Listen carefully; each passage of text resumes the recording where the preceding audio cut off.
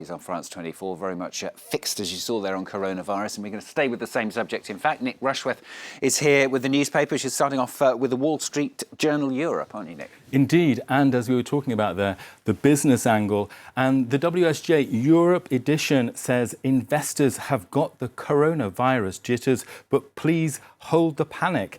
And the headline there, as you can see, a market pandemic. Of course, the WHO has not yet announced that it is a global pandemic in terms of health concerns. So the paper there acknowledging that China's economic slowdown is now infecting, and it does use that word, global supply chains. An opinion video goes with the main editorial board piece saying that the coronavirus is a metaphor for two political ideas that are just not compatible in the modern world. And they are China's Communist Party, we see there a picture of Mao, and isolationism, which is what we've seen so often from China. Yeah, talking of isolationism, here in Europe, attention very much on Italy. Several small towns in the north of the country under lockdown because, of course, of the spread of the virus, Nick.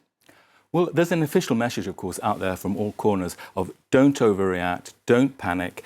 La Nazione has this piece, though, which is headlined Coronavirus Psychosis, and it sort of reflects some of the alarm and anxiety being spread by false alarms. It looks an example of a WhatsApp message that went out for several hours saying a school in the town of Prato, just north of Florence, was evacuated because of a suspected coronavirus case. That wasn't the case at all. School authorities denied it. The hoax story had come from a student. He'd actually seen an ambulance at the school and just put 1 and 1 makes 2. And of course, that was not the case. I want to stay with the Italian papers, Stuart. La Stampa is taking the very broad angle about this comparison people might make in their minds about events now, 2020, with 1918, 1919, 1920, and what was called then the Spanish influenza outbreak. And this piece in La Stampa says you cannot compare the two. First of all, we are not at a pandemic stage. It hasn't reached a global situation, a global status. The death rate then was 20% in totally different circumstances. The COVID-19 virus, the mortality rate seems to be around 2 to 3% at this point. Another difference it points out is that there were 9 out of 10 victims under 65 a century ago. And what are we seeing now? We're seeing the fragile and the elderly who are succumbing to this virus. So quite a different picture, and it's a fascinating article in La Stampa. One paper is a little less reassuring, though, Nick. This is The Atlantic. They have a headline that really stopped you in your tracks. Well, it did. It's that headline you don't want to see. We're all going to get the virus. Oh, nice. We go to The Atlantic, you can see there the headline. You are likely to get the coronavirus.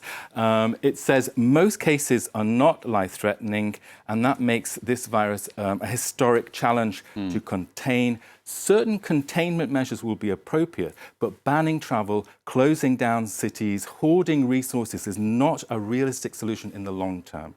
The last line of that piece says, the expectation that any area of the world will escape effects of COVID-19 must be abandoned. This disease must be seen as everyone's problem. So there you have this contrasting pictures there from the press. Exactly. We'll see which one turns out to be more accurate. Let's have a look at one other top story in the world press today. This, of course, is the Harvey Weinstein verdict, which is all over the papers. Yeah, we've got the LA Times. Earlier we talked about the New York Times editorial board, didn't we? This is the LA Times' op-ed piece saying that the jurors in the case saw Weinstein for the monster he was. It says that despite the mixed verdict, the jurors were able to see through his blame the victim defense. The prosecutors called experts to help jurors understand how rapists overwhelm their victims psychologically as well as physically. So the last quote there from the paper, he was the monster in the office, the hotel, or the dorm. Nick, thank you very much. Nick Rushworth, the newspapers for us here on France 24. After the break, we'll have all the latest on all those stories. And in focus as well, we're reporting on how the people of Wuhan have